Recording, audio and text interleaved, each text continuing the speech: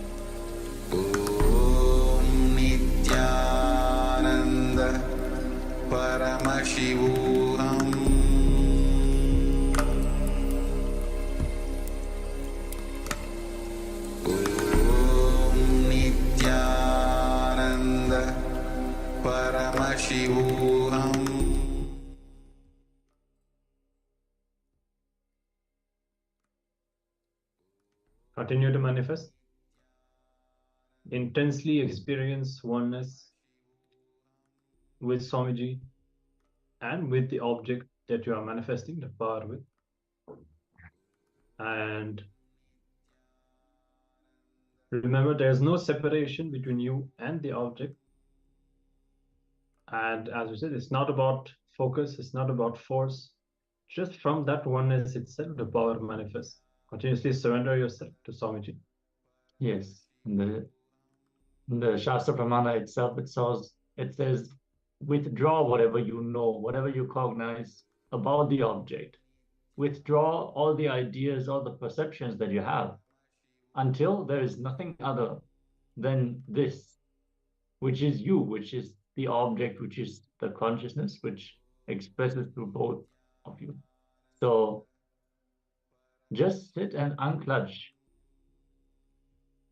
and give the command for the object to move. Let's continue for just a few more moments.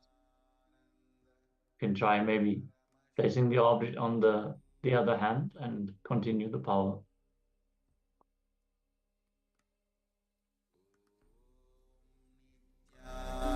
Nithyananda Paramashivoham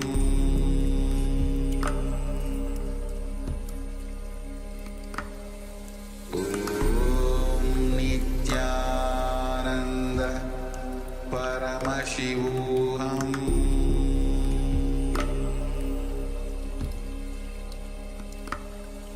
Om Nithyananda Paramashivoham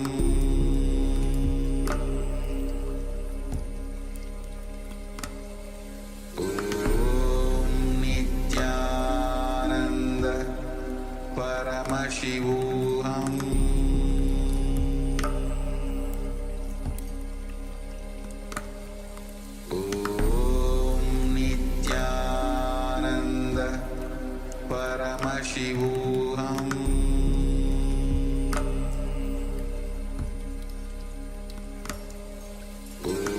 Om Nithyananda Paramashivoham Om Nithyananda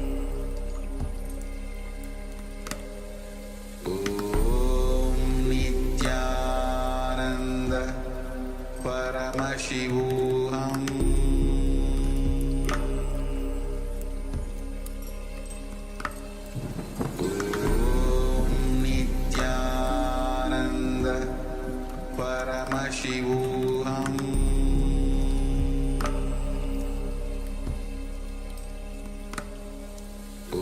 Om Nithyananda Paramashivoham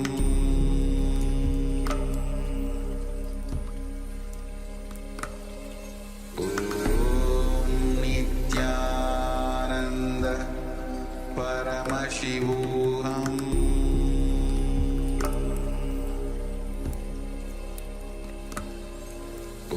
Om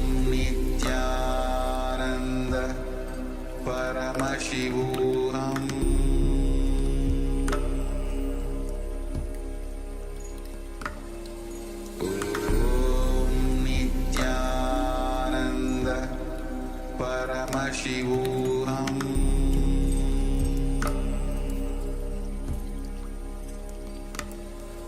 Om Nithyananda Paramashivoham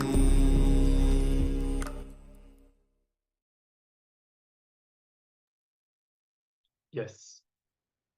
So you can share your result. Let us know if you have succeeded in manifesting this power. And as we said before, this is one of the entry-level powers, like just like third eye reading. You can manifest this power as often as you would like. Especially the easiest is when you use a coconut in the hands of others. Actually, even during events like the World Tour, for example, completely new people who were literally sitting for an event with Swamiji for the first time. Of course, Swamiji was not there physically, so it's all on screen. And even without attending any program, nothing before, just through an online initiation, people were able to roll the coconut into hands of others. So definitely, this is one of the powers you can use to train yourself to manifest powers more and more. And one great way to manifest the powers is also just to grab one of Swamiji's books, like Living Enlightenment book or Bhagavad Gita Decoded. Just read through a few pages until you click with a powerful cognition. Hold that powerful cognition and churn it in your inner space. Do the internalization with that powerful cognition. Decide consciously to cognize it and apply it to your life. As you hold the object, and you will see it will just move. The moment you click with a powerful cognition, that itself is what will manifest more and more oneness through you, which will manifest the powers. So it's a great way to also see whether you have actually got the click from the powerful cognition, if you have cognized it fully. If you manifest powers, you will always manifest more and more powerful cognitions. And the more powerful cognitions you manifest, the more the powers will also flow. So it is a virtuous cycle. Yes. So thank you all for participating in this power manifestation, and we'll be now continuing with our sessions. And next will be, as today we are learning about the guru-disciple relationship, how to make our connection with Swamiji very strong. What we'll be learning now is how Swamiji would do in any situation, thinking how would Swamiji think, how would Swamiji handle, how would Swamiji deal with himself. And whenever we start to think like that, obviously we start having multiple breakthroughs. And not only that, but we start feeling that we are becoming more and more integrated to Swamiji, and that our relationship, our connection with Swamiji is becoming more and more strong. So let's give our authentic listening and let us enter into this next session now. How Swamiji would feel.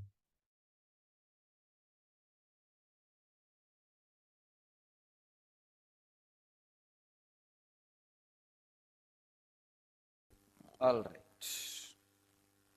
Today I wanted to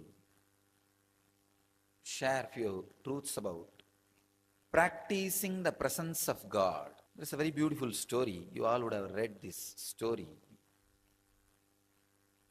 in school. There was a guru and he had 10 disciples. There was one chief disciple, very brilliant and highly spiritual. So naturally Guru was giving attention to that disciple more. So the jealous started among other disciples. So all the other disciples wanted to defame, abuse, disrespect this chief disciple who was getting too much of master's attention. Somehow they wanted to move him out of master's attention. Master also observed. He observes everything, even though you think he sits with closed eyes.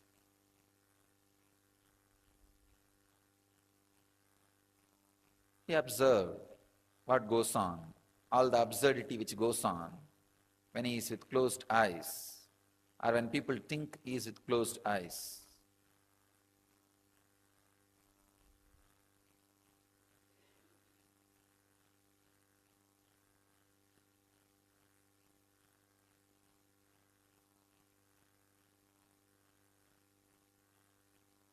One day he wanted to tell all the disciples why he is giving more importance to the chief disciple, the sincere disciple. So he called everybody, kept a small test, giving each one of them one banana and telling them, go and eat in a place where nobody sees you, where you are not observed by anybody. All the fellows ran here and there. One ran behind the kitchen, one ran behind the sarovar, one ran outside the gate, one was hiding in the temple godown. They all ate and came back, except this chief disciple. He came back with the banana without eating it. All the disciples asked, why? He did not find any place. He just kept quiet. Master asked, he did not find any place where nobody was observing you. The disciple says very beautifully, it's a very small story. All of you would have known. Master, I am not able to find any place where God is not observing me, where God is not seeing me. I feel everywhere His presence. This story was known to all of you as a knowledge. Unfortunately, it did not become wisdom. The story has multiple layers of meaning and understanding.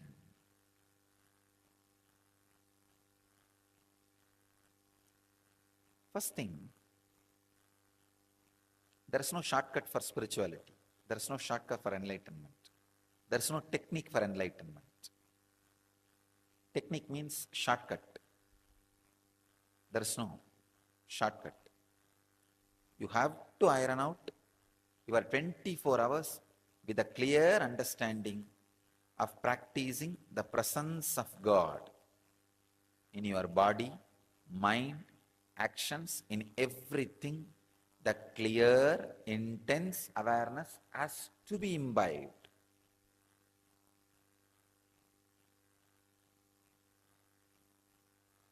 Second thing, whatever you experience as God, when you experience me, some will have 30% fear and 30% love, 30% confused emotions. Some will have maybe 50% fear, 40% confused emotions. Some will have 100% fear. Some will have 100% love, no fear. Different ways you will be experiencing the Guru. Whatever you experience as Guru, that's what your experience as God. You have no other experience.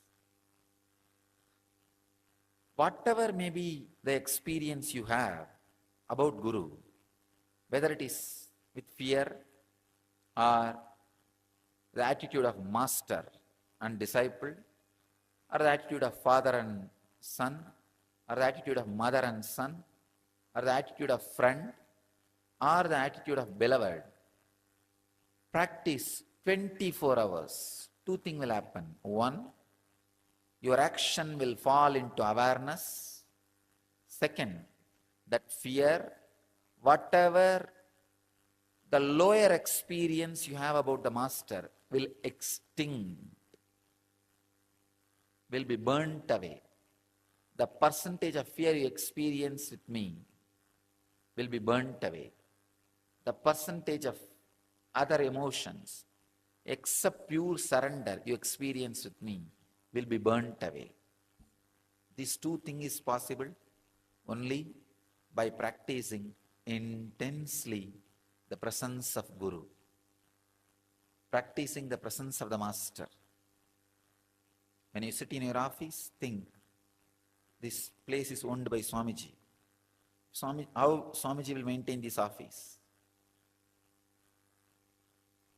When you sit and talk to people, if Swamiji is here physically, how will I talk? When you do Guru Puja, when I am here physically, just remember, if he is sitting with open eyes, how I will do?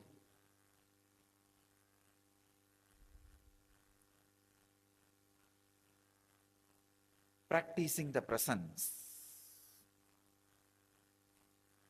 is the only way. Is the only way. Only way.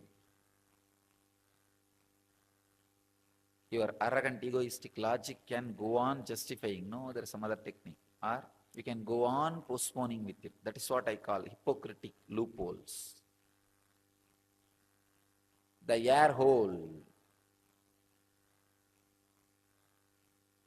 air bubble in the copper wire will not allow the copper wire to be a conductor. Electricity will never flow. Same way, the hypocrisy between the relationship When you practice my presence, the hypocrisy you handle, you have it, it's like air bubble, will not allow the guru-disciple relationship to happen, will never, the presence will permeate, penetrate you. Practicing the presence with tremendous respect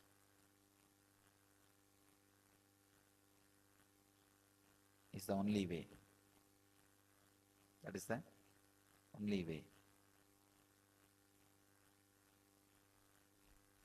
My blessings to all of you to practice the presence of the Guru and God, experience and radiate enlightenment, achieve, live and radiate the eternal bliss, Nithyananda.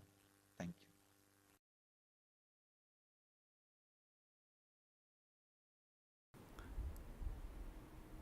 I tell you, once this happened. Arunagiri Yogeshwara was supposed to give me an initiation. He told me that it's a ritualistic initiation, so prepare formally. Means I'll have to get one fruit and one betel leaf and one fruit means banana, one betel leaf, betel nut. And in those days the dakshina will be that 4 annas. 4 anna is I think 25 paise. You have to keep some coin for that 4 anna. And you will have to get one towel, means a piece of cloth. These are supposed to be offered as a dakshina. So he told me, prepare everything and come with all that. He was supposed to give a very ritualistic initiation. One beautiful thing, that one thing with Arunagiri Yogeshwara I have seen, even though he transmits all the experiences, everything, left and right, he will never miss performing something which need to be done ritually to educate me, to teach me a lesson. So I will do the same for all of you. He will never avoid ritual. You see, he will make me experience the whole satya of sannyasa. That does not mean he will not perform the ritual. He will end, after that he will perform the ritual also and give formally. The consolidation. By the time I ran to him with all the things, almost sunset has happened, and listen now. Now is the real thing. Whenever I go to Arunagiri Yogeshwara, first thing, a wide, broad smile, and he will stretch his leg for me to touch his feet. That's the way he will welcome me, receive me. Vada? He will stretch his leg with a wide smile. That is the way he will always receive. And I will run and touch his feet. That day, he did not stretch his feet. Smile was not, I will not say there was no smile, but I know it was a limited expression. And he did not stretch his leg. That's it. I know. Underline, slight, but very strong message for me. Fortunately, I had such deep Guru Bhakti Sadashiva gave. Even the light warnings from Guru made me wake up from my blind spots and catch his feet, change my cognition. I should say, that's the biggest right thing, which is much more important than the initiation from Guru, which lifted me and made me experience oneness with him.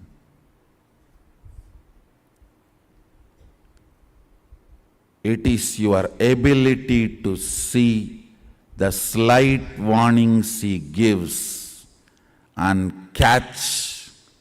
change the cognition, saves you in life. because many times he doesn't want to interfere with your freedom, with your will, with what you want to do in your life. It is the slight messages. It's a light underlines. Listen carefully. This underlines light warnings, very subtle messages.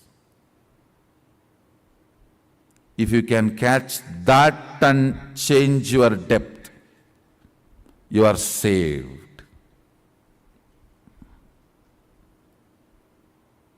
He did not stretch his leg.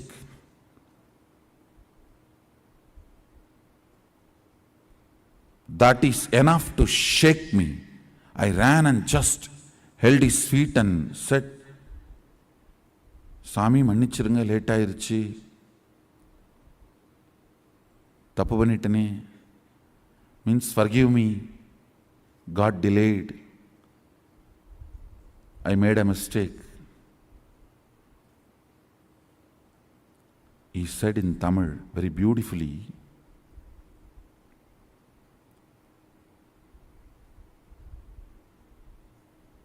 இந்த சேவையை விட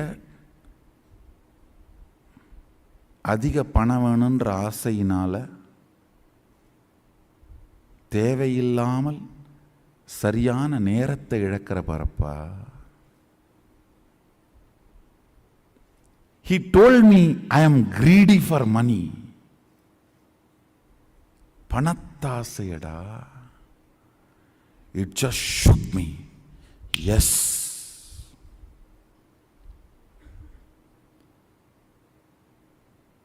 Because for initiation, I'll try to repeat the whole conversation. See, for initiation, I need only 1 rupee. I don't need to be standing there and nagging my grandfather for a few more coins. Something which I thought I can buy, which can be a comfort, and after all, easy money coming, it's only few more minutes.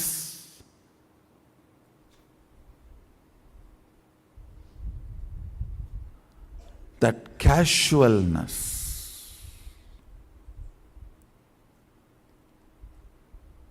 it was a slap, shock. I just woke up. Oh God, just these few coins.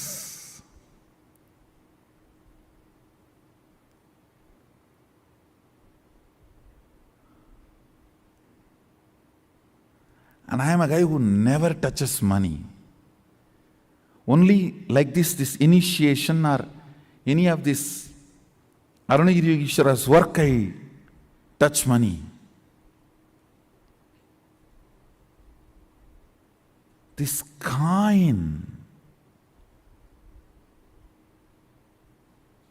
And I remember, I collapsed completely inside. Fortunately,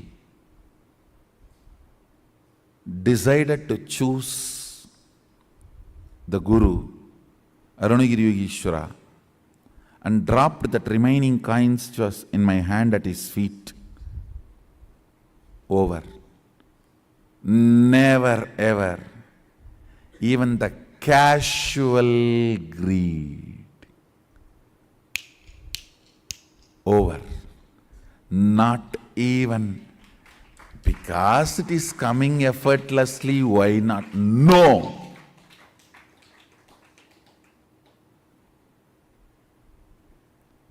I should not even use the word greed.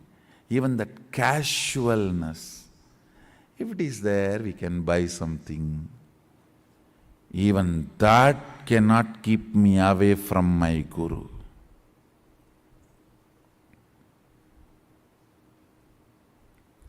It was too small incident.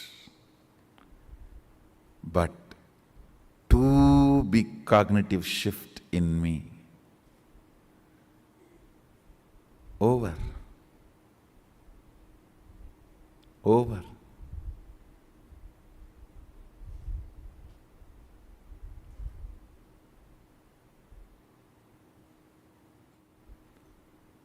There are some messages which you cannot directly tell. If you directly tell, it will look like, oh, am I wrong? Is it wrong? You will get into defense. Then you cannot be taught. The cognitive shift will not happen. I can only underline. Even a casual desire for little money should not keep you away from Guru. I can only underline. I cannot directly give you. If I give this statement directly to you, you may get into defense. Then transformation becomes painful, difficult.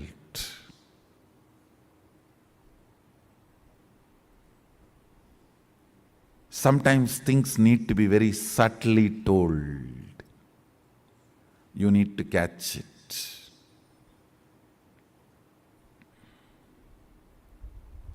You need to catch it.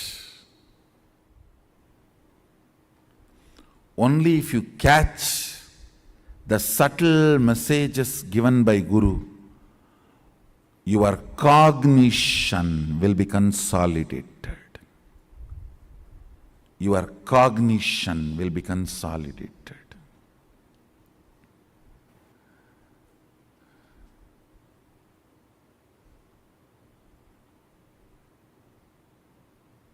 There are some who cannot be recovered. They are doomed. When I say the name, you are doomed. You can't be recovered. You are going to be drowning. So as an evidence, I am leaving this name. You are not going to save yourself. Only when you are not going to save yourself, I tell your name. If you are going to save yourself, I don't tell your name. I only send the message. And see whether you are going to catch it, or going to be playing, missing it. If I tell your name, be very clear. Don't take this as good sign. If I tell your name, don't think, oh, Swamiji told my name directly and advice. Praising is different. Sometimes I tell your name and praise, that is different. During the advice, if I tell your name, be very clear. I am leaving the evidence for the future to tell. Even after Swamiji told, he did not listen.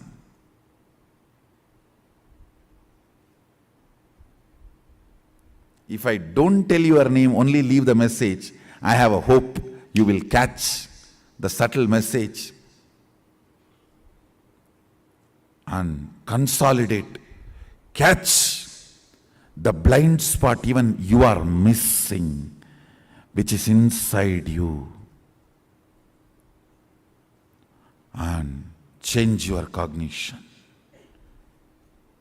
If I am telling your name, it means very clear. You are too arrogant. You are not going to change. I am telling your name so that the future, you will be the wrong example for the future to learn lesson from you.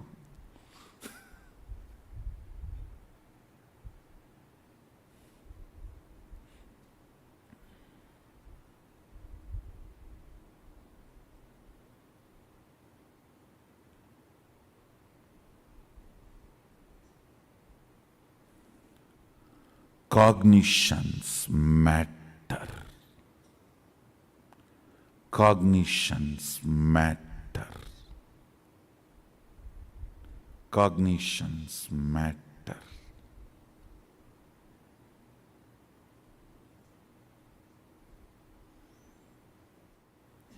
Do you know the funny thing? Next, what happened when I collapsed at his feet? Dropping the coins.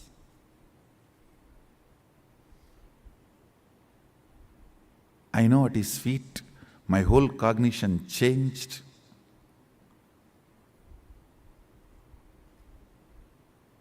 I was completely new. He lifted me up and held my face casually and turned. I saw the sun is back. Sun was back. No sunset.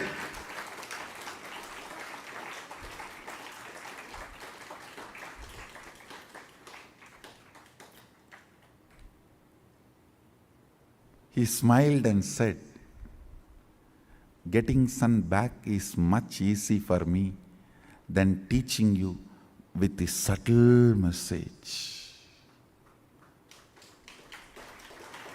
This was more difficult.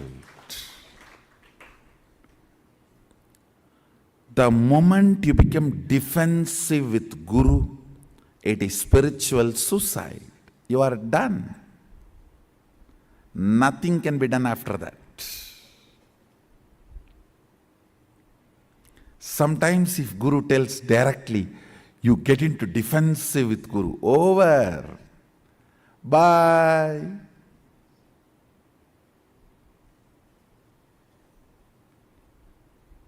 See you later when you are ready.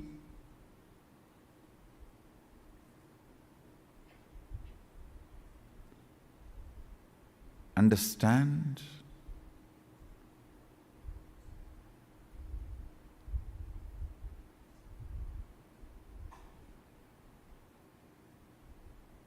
He said, making the sun set or getting it back is in my will.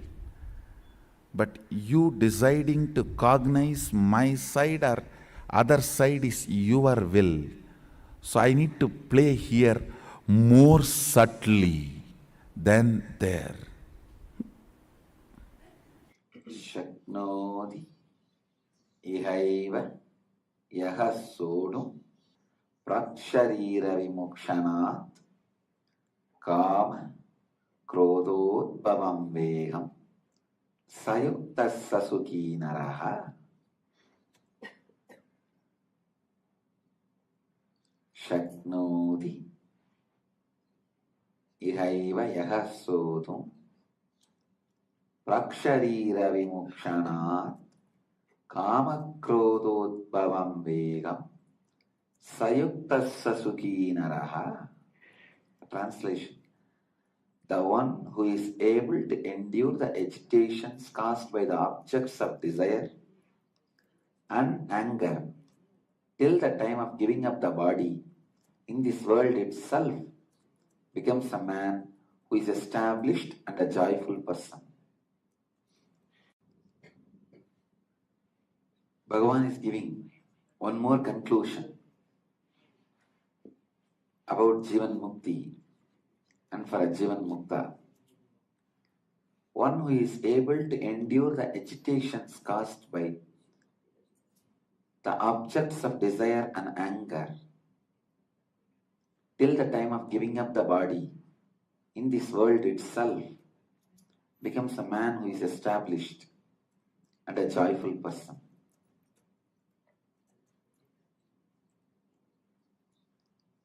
Ability to handle the agitations by the desire objects and anger objects. Desire and anger, please understand. Anger is such an important subject.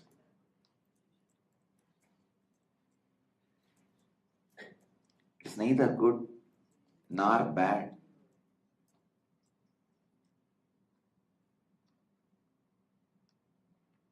It is simply pure energy. How you are going to use it is the whole thing. No, really, anger is the source of energy which even gives vigor to the body.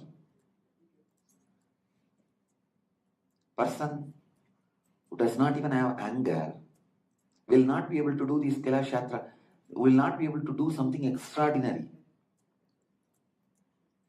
See, when there is a cold, you resist, stand and walk, reach the place, even that is nothing but anger. If you just surrender to cold, what will happen? You will die. Understand? Oh, it may be cold, but I am not going to leave. Come on, stand up, walk. Let me reach the goal. It is anger. You are fighting against the cold. So it's not that anger is wrong always. Using in the wrong place is wrong. Just see whether this anger is expressing in your body towards fulfilling of your life's mission, or this expression is going to hinder your life's mission. Understand, there is a big difference. If you study my anger, you will be free from anger. If you study my anger, you will be free from anger. Look into your anger. Let it not be object-based. Let it be your purpose-based. Then your anger will always be an inspiration, an inspiring energy. When anger is based on the object, it leads to destruction of you and the object. When anger is based on the purpose, mission,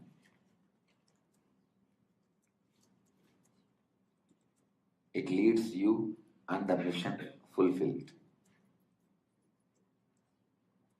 Meditate. Meditate on this one important truth. Maybe take this as homework. Study next 3 days. How you get angry, when you get angry. Is it because of the object, or is it due to the responsibility you took about your life's mission?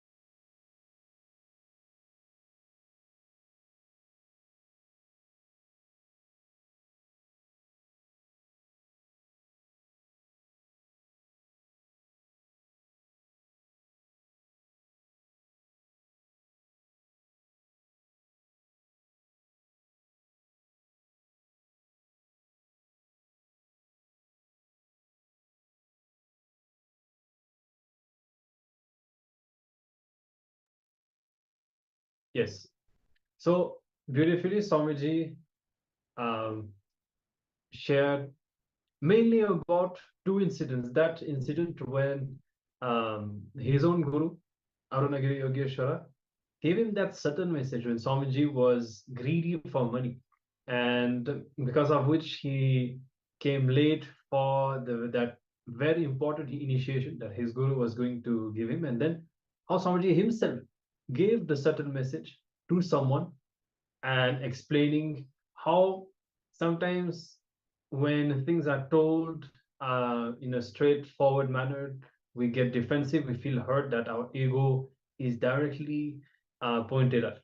And this is really the whole thing that we need to contemplate upon. Sometimes, even when we just sit for the darshan, either it is live or not, but we know Swamiji is always talking directly to us, right? And so sometimes some things that Swamiji tells may be easy to accept and to immediately apply. And but sometimes it might hurt. We might have a bit more resistance to accepting this. And then there is also what is not directly told, that which we understand from what Swamiji conveys, like for example, how Swamiji was saying through just body language. And even I'm sure all of us here, maybe you can share if you relate, surely all of us here would have had at least few experiences when we know that Swamiji is directly or indirectly pointing at something that we have inside, some pattern that we have. And now let us take some time to look back at all of this. And first, we can look back at incidents when we would have felt defensive, certain things that we have a hard time accepting. For example, maybe we may have heard somebody say something that we are having a hard time to align ourselves with, and we'll be bringing the completion to that, deciding to align. And also what is not directly told. Sometimes, as we said, you may be listening to the satsang, or you just know the kind of understanding inside you that you know Swamiji would like you to do this, would like to be aligned to something. It's not something that is directly told, but it is there as an understanding inside you. And for the completion to happen, for the integrity to happen, we need to align ourselves to. Yes. I would like to refer to one Sakshi Pramana from the Chinese world, actually, which I have seen recently, of a lady who had a car crash. One other person drove into her car, and she was sharing that when they got out of the car and the other person was apologizing, she was saying, no, no, no, you don't have to apologize. This is my guru who is removing karma from me. He's teaching me the lesson that I need to learn right now. I'm not angry at you. This is what needed to happen for the karma to be removed. So I'm grateful. So whenever you practice the presence of Swamiji, you would have experienced this, I'm sure. Some things in your life happen and everything goes completely out of the ordinary, but you catch that truth that you need to cognize in that moment of time, and you know it is Swamiji just playing the Leela in your life. And it is just for you to catch in that moment, yes, I have to expand in this dimension of my life.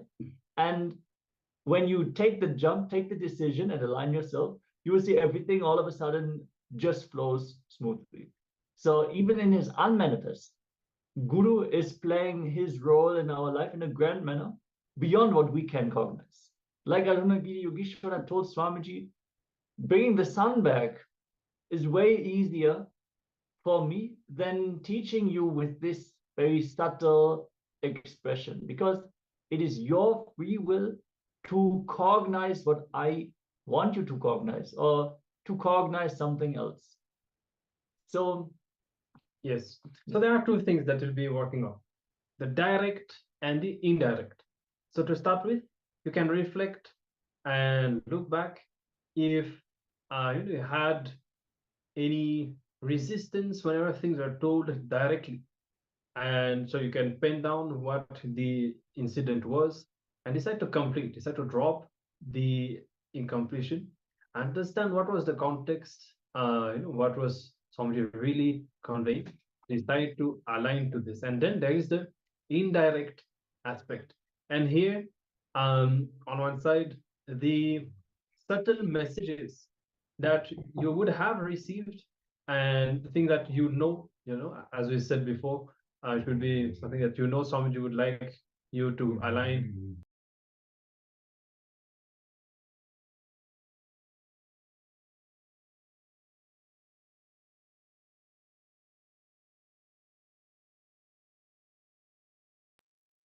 Yes.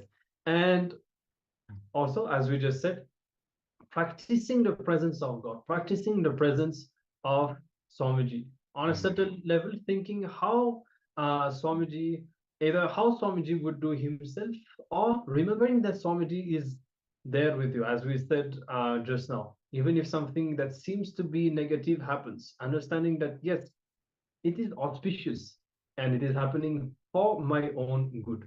You can reflect on that, pen down your your understandings. Maybe there are specific situations about which you need to reflect and think, how is that auspicious for me? And thinking that it may be Paramashiva who wants those things to happen to you for your good. So hope that's clear. And if you have any question or doubt, you can ask in the Zoom chat. Otherwise, let's start to pen down and let's do the completion.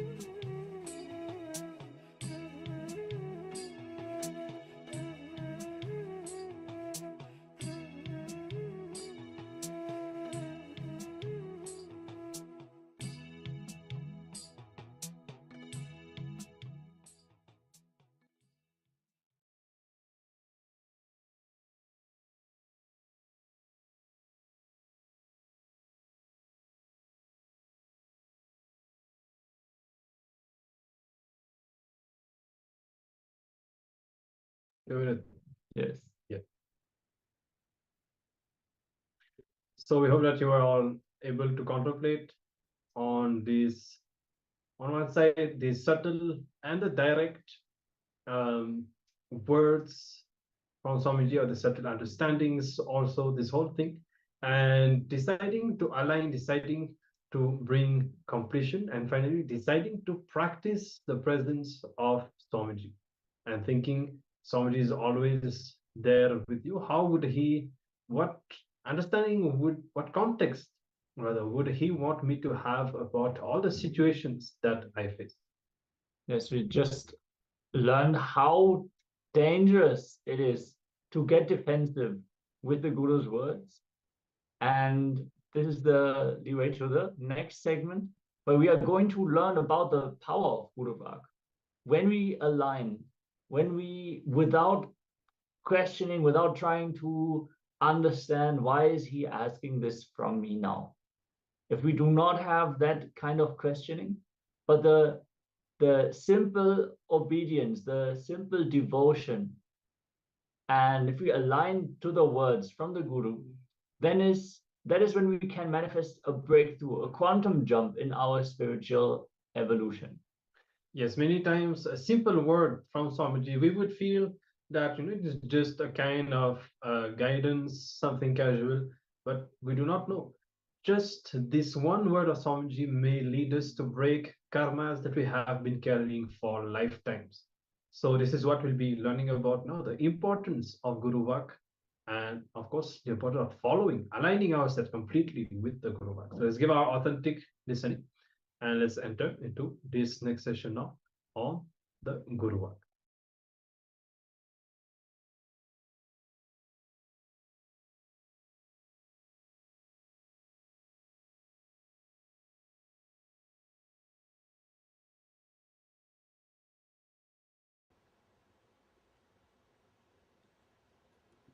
Basically, you have 3 layers of karma: agamya, prarabdha, sanjita.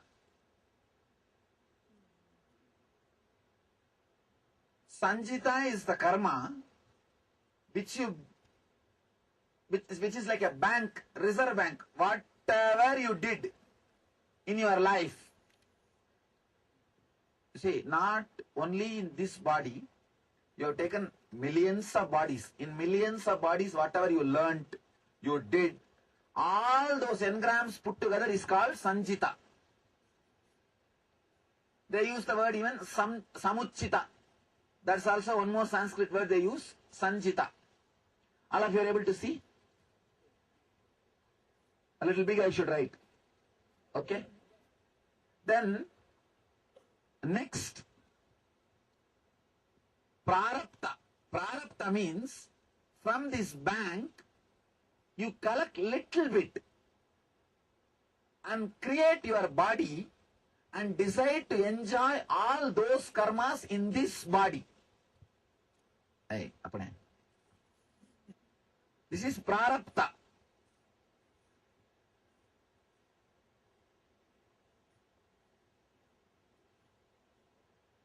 Understand? This is bank. Like all your past collection. That's huge account. You don't know when that will disappear or anything. And bank means, don't think some collection saving. It's a debt actually, credit. Credit only. You have to finish them out. This is the prarabdha. Prarabdha is the little bit which you brought to enjoy or exhaust through this body. And the third karma, this is the worst thing. Agamya, after coming down, you start collecting. That is the worst thing.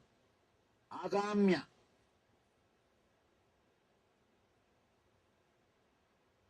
This is the past. This is present, which you are exhausting. This you are collecting for your future, adding to the sanjita. Now, any fellow who lands on the planet Earth to exhaust, for example, here you have 1000 karma. I am just giving an example. When you take your body, when you assume your body, you take only something like a 10 karma. Let me finish this 10. And you come down. After coming down, you start collecting 200 karma. By the time you go back, what will happen? Your bank balances increased by 1210. Neither you exhausted this 10 and you collected 200 more. What will happen next time by the time next time you take the body? 1210. Then again you take 10 and come down and collect some more. This becomes a vicious circle. This is what we call Janana Marana Chakra. Continuously taking more and more and more bodies and dying, body, dying, body, dying. Now, this prarabdha 10 karmas, while you are living, exhausting these 10 karmas, if somebody gives you the knowledge, you are not the body, you are not the mind, this karmas influencing you, the influence of these karmas over you will start coming down.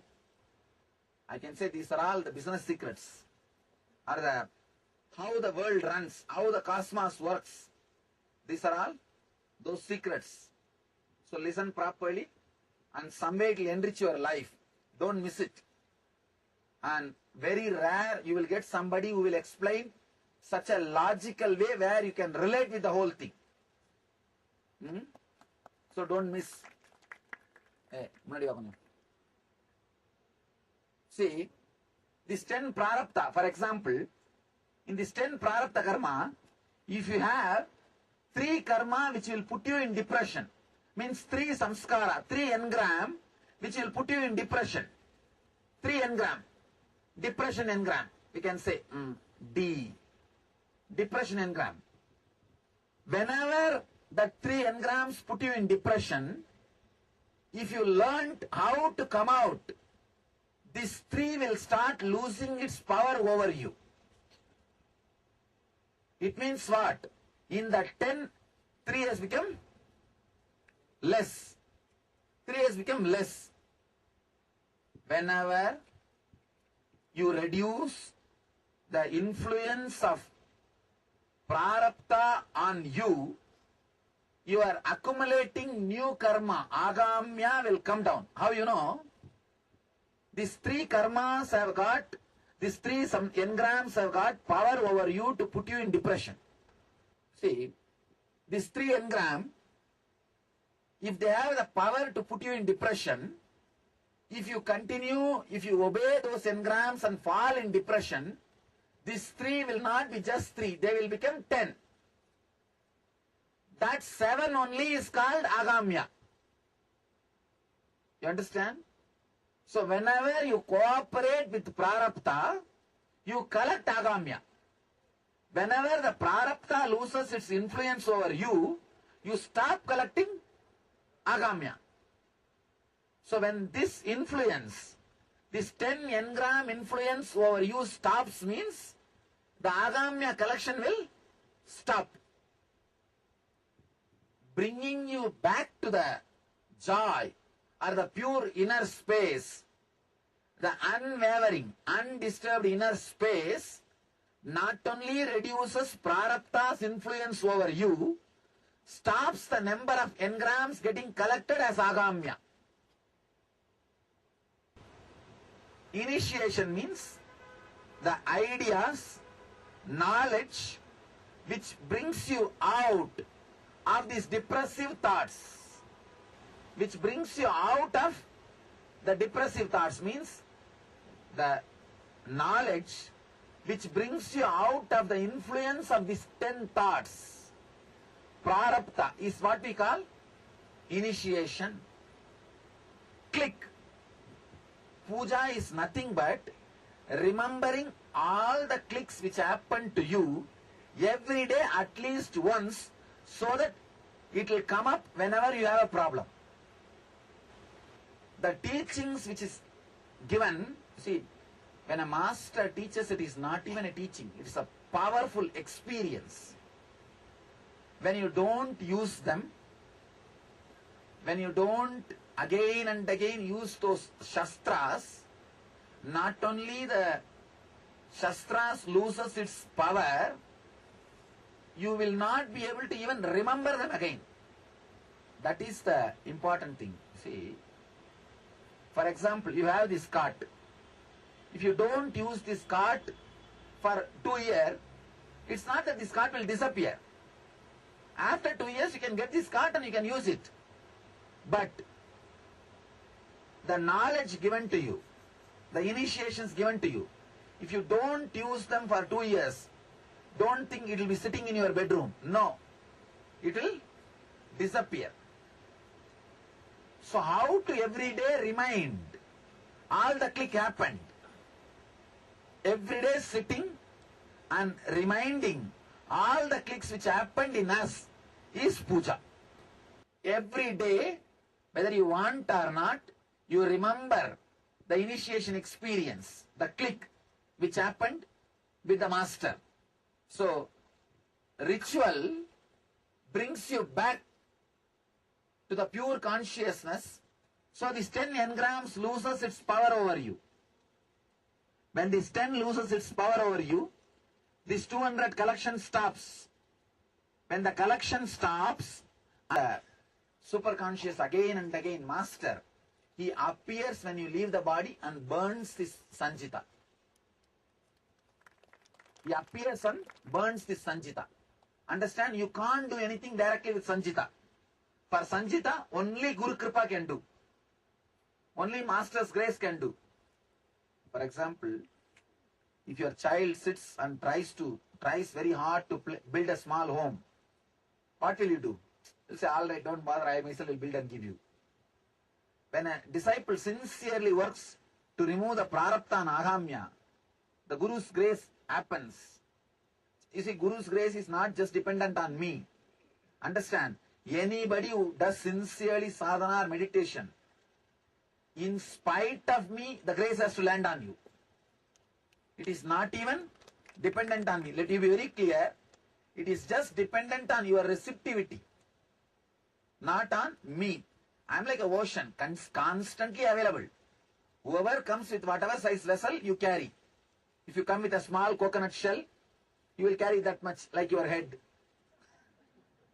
Or if you come with a little bigger vessel, you will carry in that. If you come with a little big container, you will carry in that.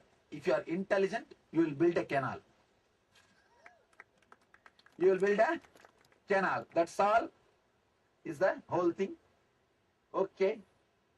Initiation. Puja means reminding every day yourself all the initiation, great experiences happened with the master and bringing you back to that same high consciousness, same high spirit. Means now you are ready for next 24 hours drama, circus. Next 24 hours now you have energy. You have energy. That is the reason for puja.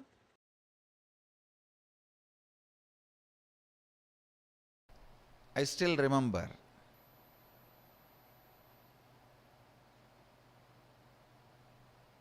I was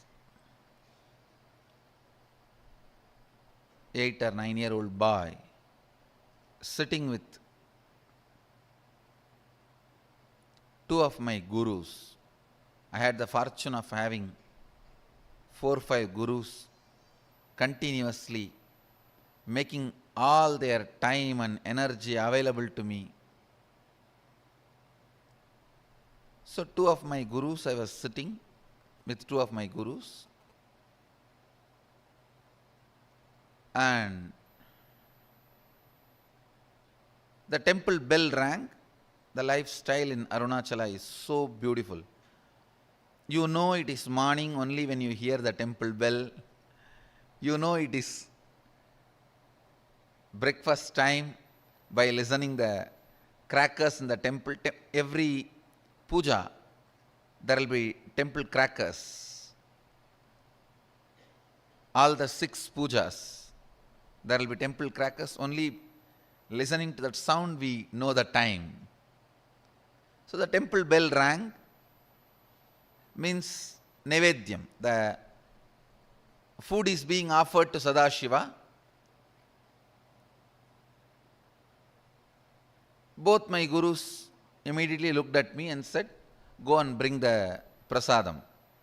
After the Nevedyam is done, it will be given to all the devotees. It will be shared with all the devotees. They both were sitting in one corner and asked me, go and bring. I went to the place where they distribute the prasadam and waited. Puja was over. The rituals got completed and they started serving. And I stretched my hand and the priest gave one share. It's like one share itself will be almost like half a kg rice. In one big leaf they'll give.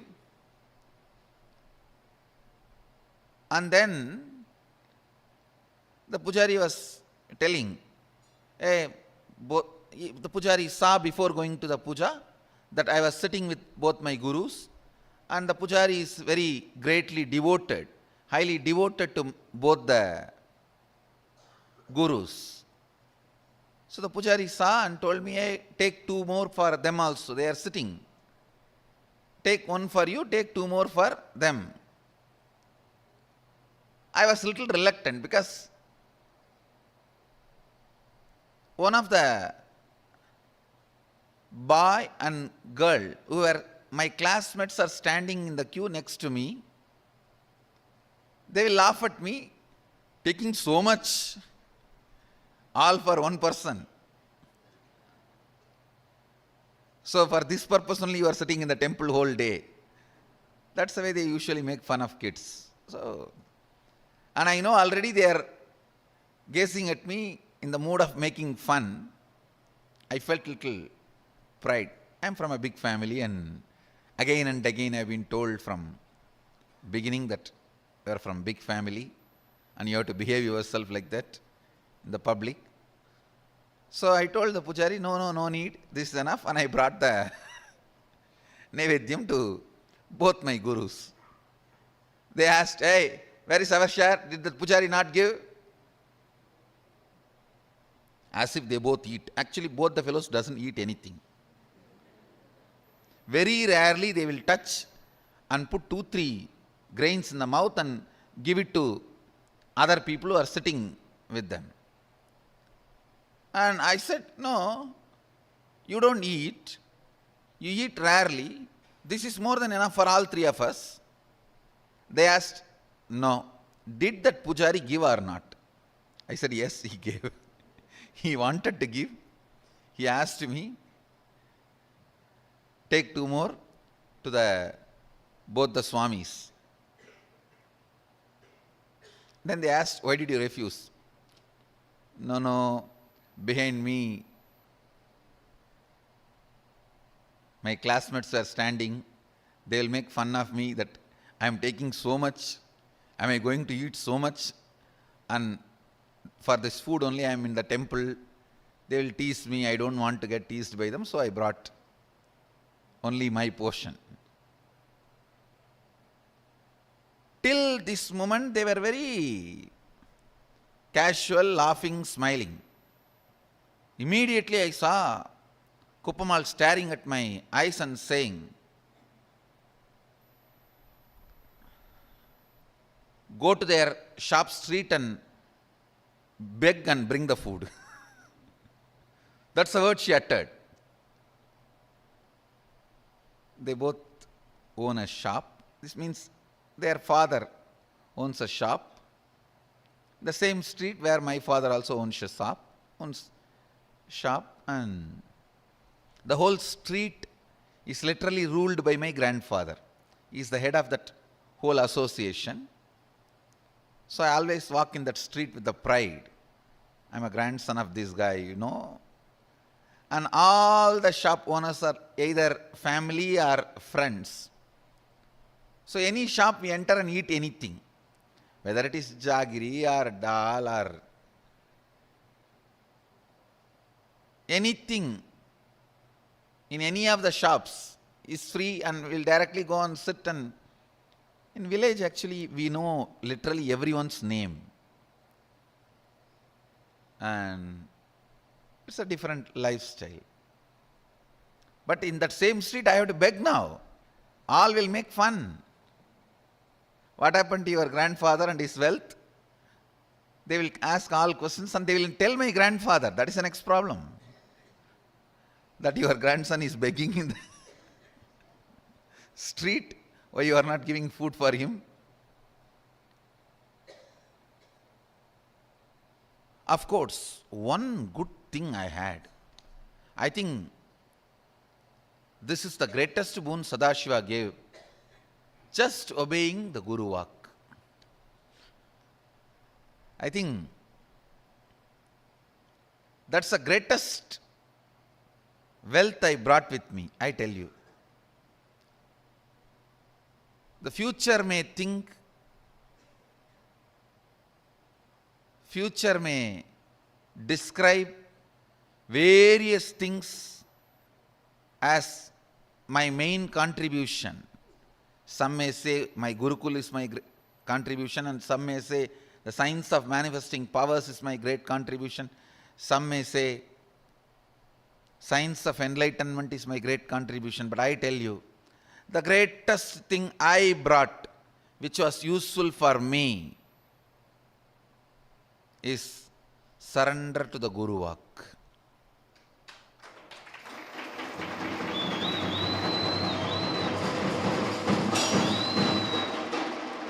If any of you feel in a very short span, in a very young age, in small number of years, I have done big work. Whoever feels, if you feel that, if you want to know the secret, I tell you,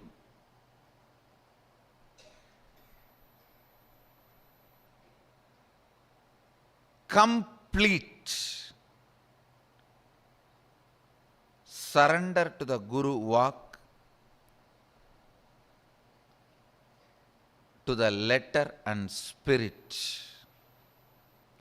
that reduced lot of time wastage. The moment my Guru said, go and beg the same street, in the same shop and bring food, I know now it is a serious. It's not casual. It's not fun anymore. It means I have done something out of my pattern or out of the context which my masters are correcting. I tell you, I stood up, straight went to that street, begged and brought whatever I got. Naturally, all friends, family, they all gave so many things. I have to take a small pulling cart. In villages, there will not be rickshaw, the hand-pulled cart. So I have to hire a small hand-pulled cart to bring all the items I got as bhiksha to my Guru. So I hired a small vehicle and brought the whole thing and put it at the feet of both the Gurus, and I realized, understand, that was one of the greatest realization I had.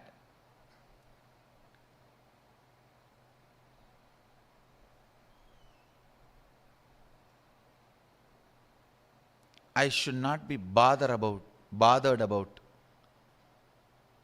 imaginary opinions of others. I tell you, the liberation that happened at that moment is still now useful for me.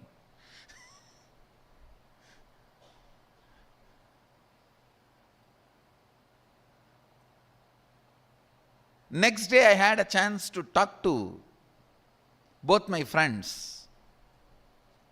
They were asking me, hey, why were you going for bhiksha in all the shops? Did you do any prayer, or is it any divine commitment? In villages we have a habit that if somebody is sick, they pray to Venkateshwara and Kuladevata, that they will go for bhiksha and bring and offer it in the undi. Still we do that. Every Puratasi month, all the Vaishnavas, they go for bhiksha and take it and offer it to Vishnu temple, and Shaivites every Margasirsha month go for bhiksha and offer it to the Shiva temple. They asked, when both the friends asked me that, hey, did you have any prayer? Why were you begging? In the mind I was thinking, only you fellows are responsible for my begging. And only now I understand, you guys did not even have the idea which I was thinking you guys will be having. Understand.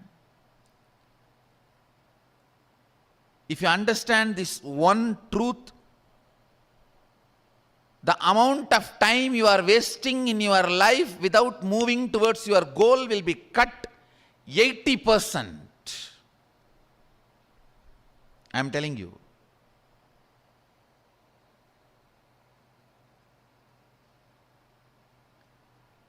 My idea that this is what they will be thinking, even though they are not thinking, and even if they are thinking, that should not be postponing or pushing my decisions and my actions. But imagining this is what they will be thinking and not doing what I am supposed to do. Please understand, this is one of the most powerful, sickening patterns in which all of us are stuck. Sickening pattern. Yes, if I worked on completion, I myself would have got out of that pattern, but when I am 50, fortunately, I had that implicit surrender to Guru Vak. It only took 50 minutes for me to get out.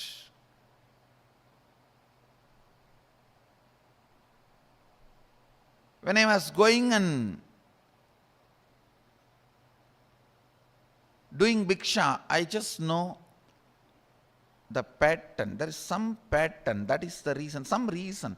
Something is not right in me. That is the reason I did not take that prasad and just come and came back.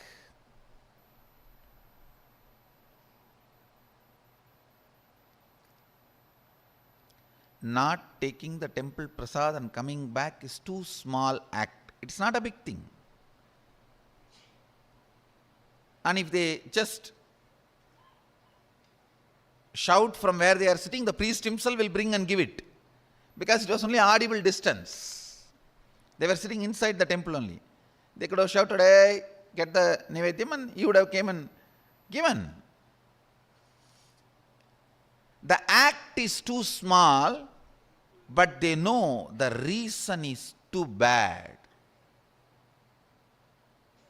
That pattern cannot be allowed to live in me.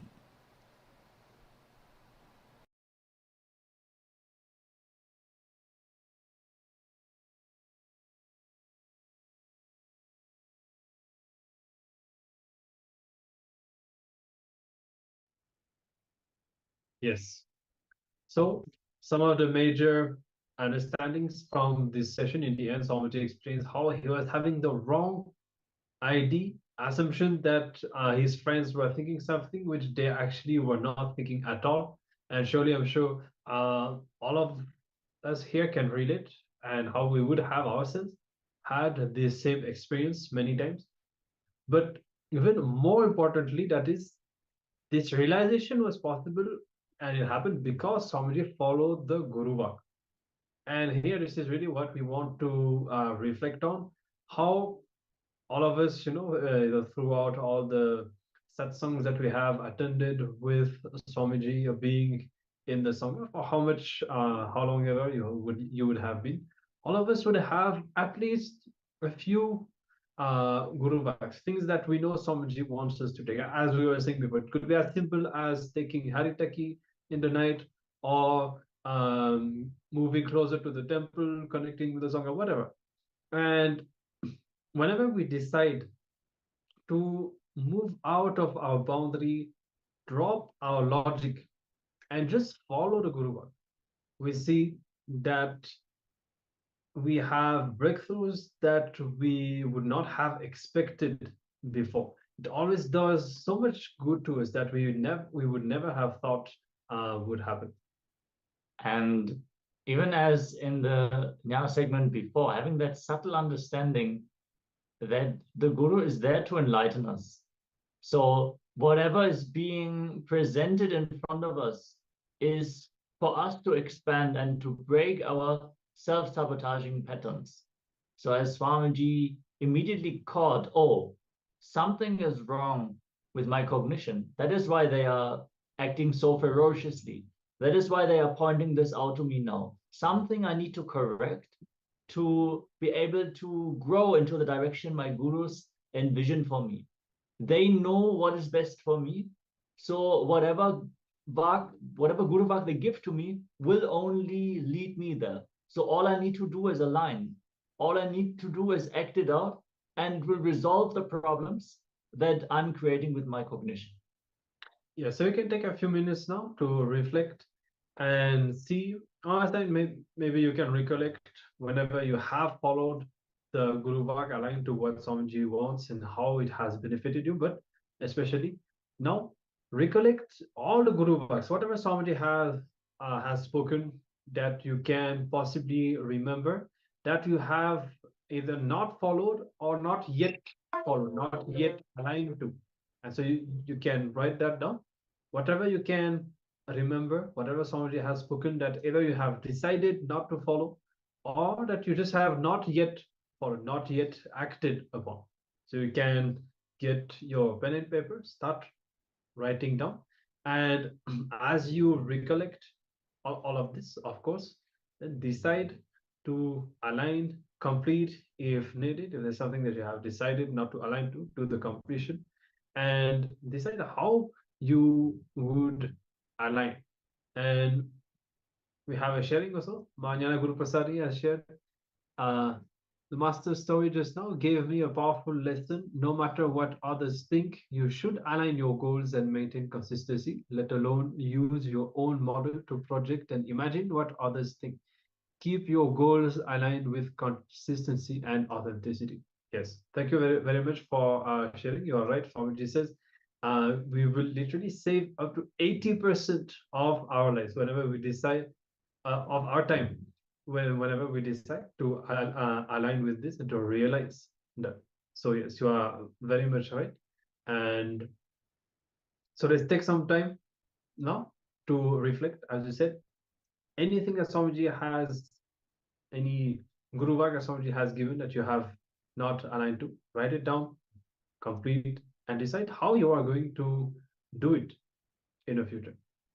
So if there is any question that you have, or anything that you feel like sharing further, please feel free to do so. And otherwise, let's start with the exercise.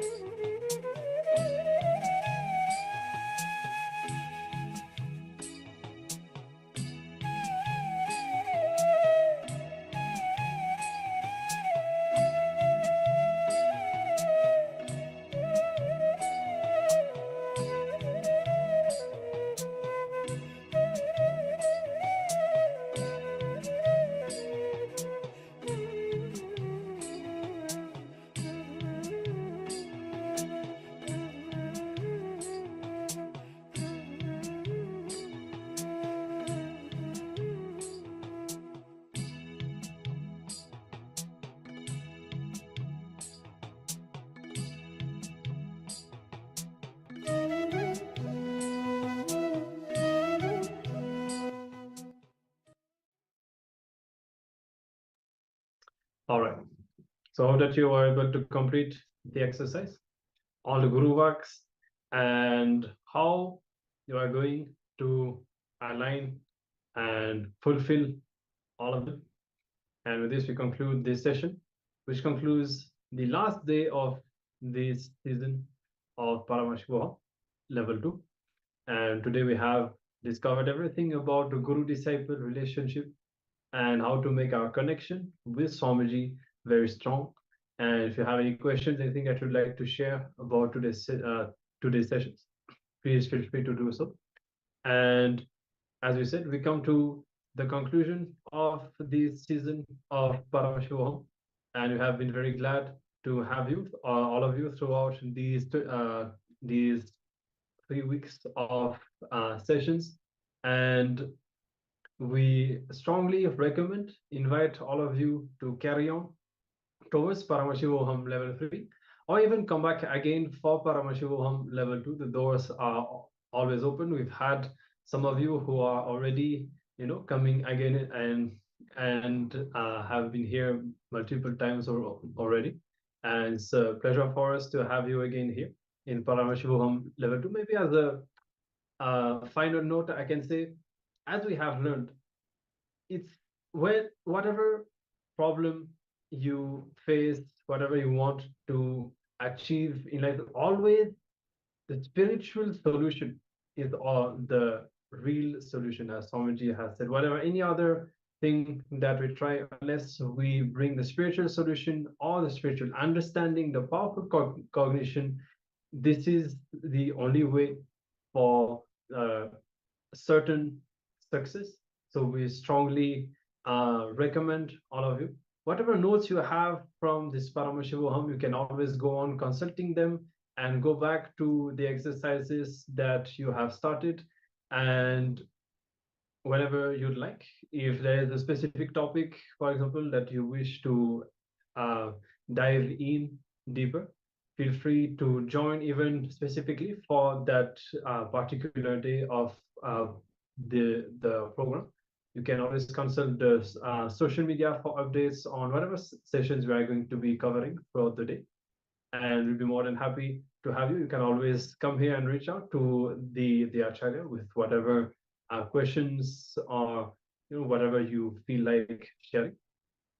Yes, and at this end of this season of Paramashivoham, let us also take a moment to recap. What are the powerful clicks? What are the changes in our life that we have experienced? And before we enter into the next season, let us reset our context as well.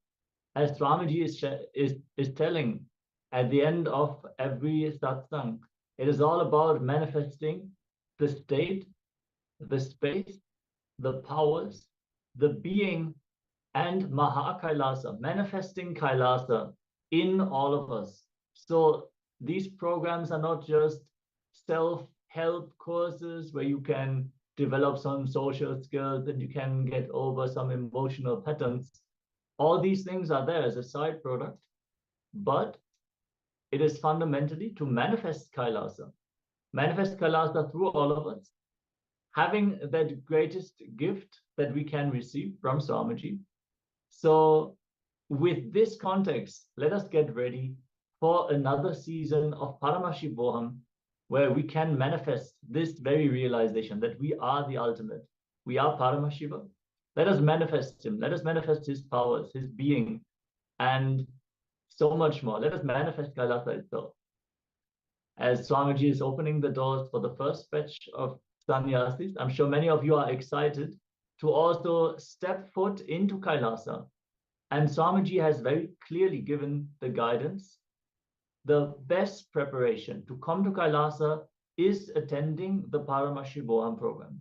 So we want to thank all of you for your commitment, for your dedication and time, and for your sincerity in performing the exercises and building yourself as an enlightenment ecosystem for a bridge for so many more people to also experience this. Thank you all so much, and we are looking forward to seeing you all again.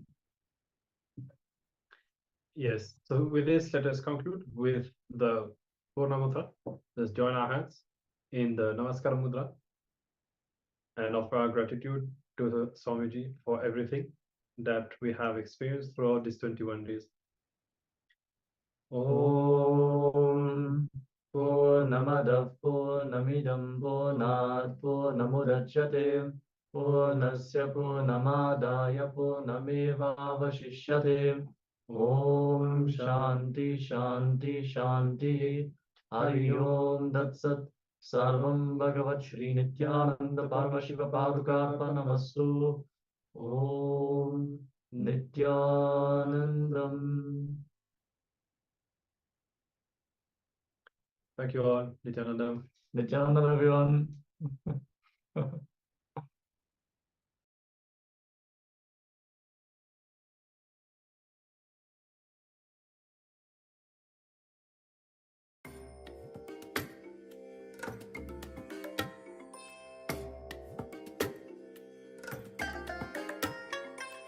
I bless you all.